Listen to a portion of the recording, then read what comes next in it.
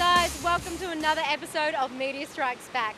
As you can see today, we are out and about in beautiful Melbourne. We're right near South Bank, the Arts Centre, the National Gallery, the Botanical Gardens, as well as the Sydney Maya Music Bowl. It's very exciting indeed. As you know, we love to go out and about in Melbourne and interview very special up-and-coming talent. But on today's show, we're going to have a chat to some of our own special talent, our very own presenters. So first up, we're going to have a chat to Joanna about dancing, what it means to be a dancer, and what's life like in Joanna land.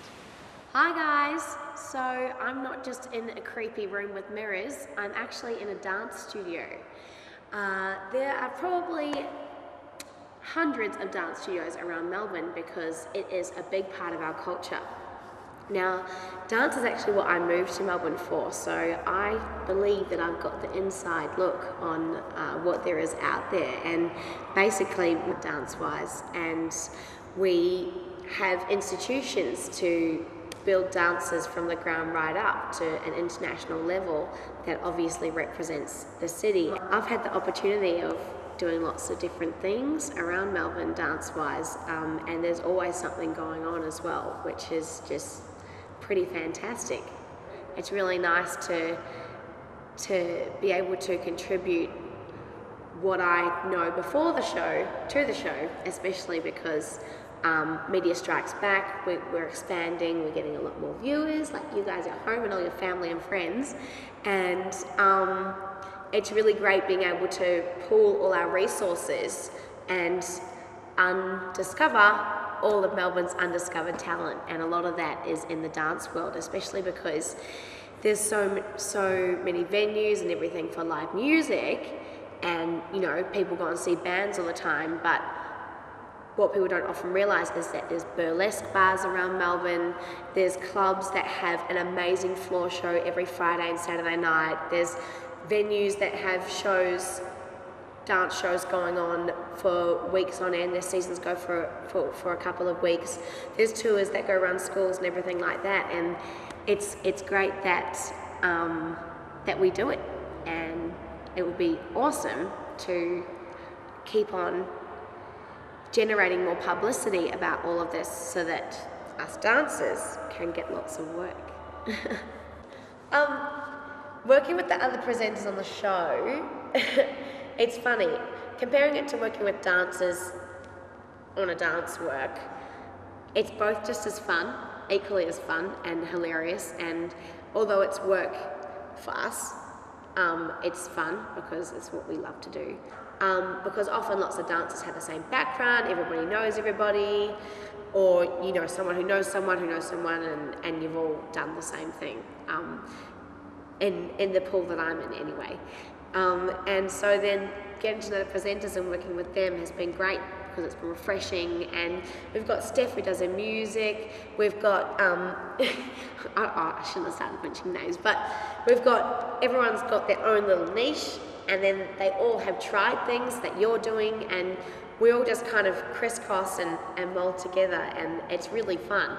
I guess the different thing compared to working with dancers is dancers are really touchy, and sometimes I find myself going like up to someone who's a muggle, as we call it, and they're like, oh, what's going on? I'm like, oh, sorry, I forgot, I can't touch you, and I can't just like get changed in front of you, because that's something dancers do all the time, because we're always having to change costumes and everything like that, and I've found myself going for a shoot sometimes, I'm like, all right, oh, whoops, I better go to the bathroom. I guess from looking at all of the dancers we've interviewed and artists that we've interviewed for the show, the way that it affects me is we're all obviously after the same thing, which is to make a career from doing what we love. And like all of the people who we've interviewed, they are the hard-working ones who win the prize of being able to do that. And really, you know, one of my favourite sayings, and it's on my business card actually, is if it is to be, it is up to me. And everyone who we've interviewed on Media Strikes Back has pretty much got that mantra, that process that you have to go through when you're learning a dance and having to learn the movement and figure out what goes where and then work on it and clean it and perform it. it's it's long, and you go through a lot of different processes, and that teach has taught me a great work ethic that I believe that determination I'm going to carry through to whatever I do, whether it's on stage or on the screen or in a nightclub or whatever.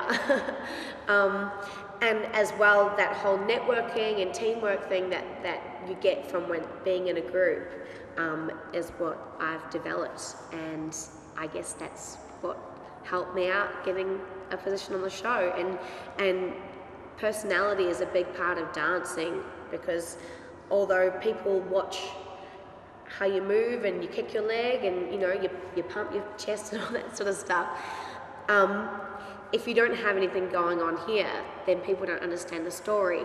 And that's basically what I said to the creators for the show in my audition was, I have got the personality to do it and make everyone engage and have fun and entertain, and that's what we do. That's what's the great thing about being on the show, is that I get to go out and talk to a different artist every week, or a band, or maybe I'm at an event, and we've covered so many different things in our first season, and being able to bring my different view and my background into how I meet these people and give it to you guys to enjoy at home, it's just been great. And yeah, it's cool. Thanks for that, Joanna. You really are our dance guru. So watch out, Melbourne, here she comes. And those performances looked amazing. I'm sure you can teach JD a move or three, that's for sure. Now, next up, we have Monique. Some of you may or may not have met her yet. She's our new health guru, fitness guru, PT, personal trainer. It's very exciting. So Monique is going to share with you some quick and easy ways to stay fit. They will be on our website, so jump online and watch them. But we're also going to see what it's like to live life as Monique. Hey there guys, my name is Monique. A little bit about me is I'm a personal trainer. My business is to go to people's homes and I whip them into shape and I get them nice and strong and healthy. Okay, so with skipping, it is really intense and it does get your heart rate right up there.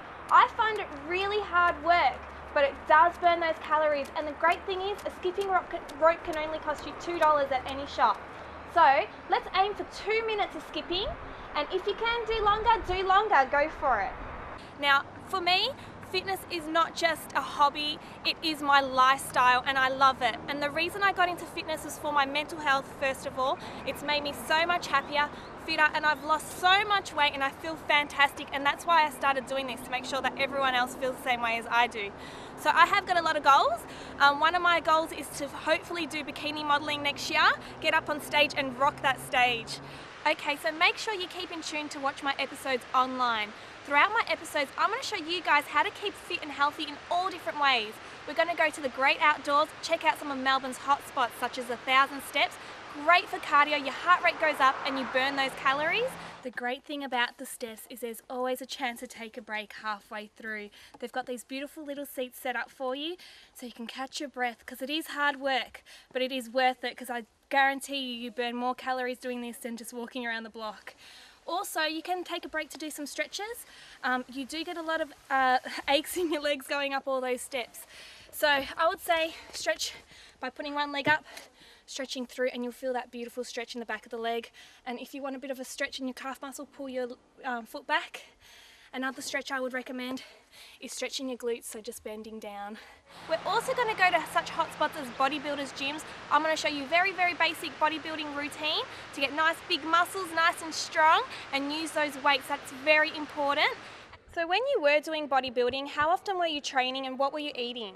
I was weight training 6 days. Cardio, you do step it up towards the end. It's probably about pretty much every day. So 7 days doing cardio. It's a lot of fun when it rains, but you've got to do it. And I'm also going to show you guys how to get fit at home using not much equipment, not very expensive, and you can get that beautiful tone and definition. Okay guys, so what we're going to do now is dips on a chair. This is a really easy exercise and you're going to get beautiful definition through the back of your arm and also a little bit of definition on the chest as well. So with the dips on the chair, let's do 3 sets of 12 repetitions. If this is too hard, that's fine. Just do as many repetitions as you can.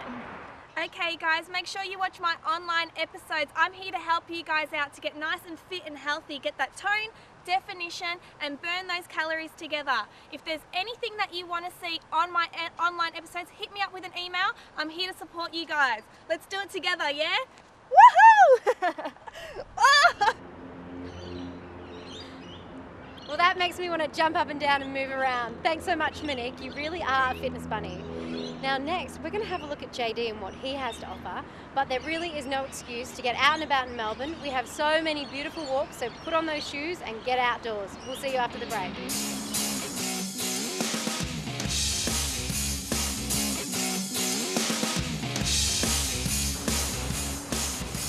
For those of you who have just tuned into Media Strikes Back, we have a very special episode for you tonight. That's right, we're interviewing our very own presenters about their unique talents and what makes them them. So next up we have JD, who's going to be one hard act to follow. To be or not to be JD, that is the question, and I will let you decide. Welcome viewers, it's JD here, and I'm here to tell you about what else I do when I'm not doing MSB. As you've probably guessed, this is the theatre. So when I'm not at MSB, I'm also passionate and I like to get on stage myself. When the doctor first told me to do this, I thought it was silly. Write crap down on a page? So I realised that through doing this, there's so much to be thankful for, yet so much to be ashamed of. This journey's taught me a valuable lesson. Even though I'm sick and I don't know what's in store for me, it's a chance for me to express what I need to say, albeit the wrong way. Well guys, I guess the obvious question on your lips is, how did I get involved in acting and the theatre? Well, I dabbled a little bit of acting because I was a bit of a class clown, and then someone said to me, you know what, you need to go and do some theatre. So I did. I found the first ad and I applied. Yeah, it was 2.5 hours away, up and back for 3 times a week, but I did it. I loved it, I loved the company, I loved the people. And that's why I love theatre. And I haven't stopped for 8 years now. Show after show after show, sometimes 2 shows at once. Doesn't matter. Loved it. I love it so much, I now work in theatre, behind the scenes, so I can appreciate it a bit more, the lighting, the sound. I've directed a few shows so I can get a taste of that. And I've had the opportunity to work with so many great people, so much great talent that's out there, and people who have moved on in the future. It's fantastic to see people succeed. That's why I also love bringing the talent to you guys, because that's what we're all about here at MSB, showing you how much talent Melbourne has. There is so much untapped potential out there. We like to showcase it and we like to bring it to you. What is life without love? What is love without a family? It's meaningless. Letting those that were dearest and closest to me practically become strangers. It can make or break you as a person, as a father, as a lover, and as a friend. One of the questions I get the most from all of my friends and family or just general audience members that come and see shows that I'm in or things that I do, they ask me, you know, what's the most memorable experience you've actually had in theatre, in the arts, in performing? And there's a few, and you know, I could name shows and left, right and centre, and I guess I've been quite lucky. I think one of the most memorable and one of the things that I appreciate the most is what I'd refer to as my home company, which is Windmill. It's where I started. It's also where I've done the majority of my shows. And I think the reason why I keep coming back is because of the people there. Because they believe in the same thing, they're passionate, that they want to bring such an art form and they want to bring a great experience to you guys, to the audience. If I was to talk about shows, look, I'd probably talk about costumes, because that's one of the things that's kind of fun. You get to, you know, dive into a different personality, different feel. I've worn all sorts of things, you know. Just changing the hair and the makeup's just one thing, but actually wearing a costume that's quite revealing. So in the producers, I had to be Scott the choreographer, so of course I had to dance, which I'm sure you guys have probably seen I maybe can, maybe can't, but you know, we're working on that. Send just things through. I had to do a few twirls and then a nice leap in the air coming into a couple more twirls. It was a very revealing costume, and I had to really ham it up, so that was fun. Life wasn't meant to be easy. You have to be naive to think that it is. It's not all about those happy endings and good times. It's about invoking thought and passion. It's about changing the way that we think and the way that we react to circumstances. You know, we sometimes live in our ivory towers, self-indulgent and relentlessly trying to find meaning in our lives. Life's challenging. I've learnt that this time. It's got its good times, its hard times, and those times are just pure hell. Guys, here we are, we're in the wings. This means it's the final steps. That means the audience is in the house, they're ready, they're waiting, the lights have gone down, and we're about to step onto the stage. At this stage, we all feel it, I feel it, the adrenaline's ready to go, it's pumping, the heart's racing. As soon as I hit the stage, the adrenaline releases, it's pumping, my heart is racing. I get out there, I see the darkness, which is the audience, and I start to deliver my lines. Whether it be singing or dancing, whatever it be that I'm doing, I'm performing it. And I'm out there, and that 6 months has paid off all that hard work. It's great fun, the audience love it, we love it on stage, and that whole time on stage is just a massive adrenaline rush. And that's why we get addicted to it. It's that adrenaline that really kicks in. And it's not just the actors on stage, it's the crew, it's the director that's sitting up in the top balcony, it's the choreographer, the MD. Everyone's getting that adrenaline rush. Even the audience is getting a bit of a kick out of it. They see the musical numbers and, the hands are clapping and, you know, someone might accidentally fall over and, it was a bit of a shock there, was it an accident or was that meant to happen? Doesn't matter, it's the beauty of theatre. It happens at the time. Well, JD, you really are one of a kind. And we hope to see you on the big stage very soon. So when you are, we'll put it on our website and everyone has to go and check him out. Well, we're going to jump to a break. Stick around and we'll see you after.